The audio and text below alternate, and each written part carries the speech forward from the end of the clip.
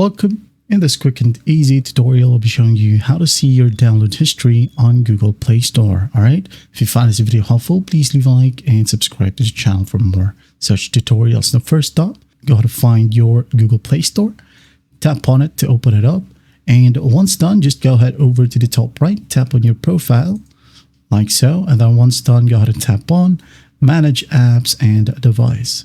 So tap on it, and after that, go ahead and go to the top right.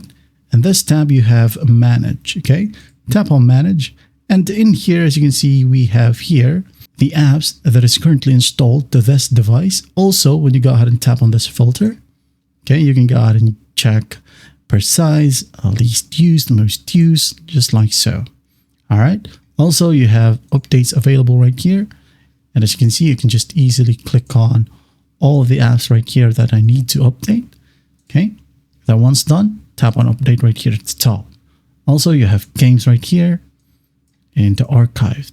All right. And there you have it. Well, I hope this video helps, and I'll see you in the next one.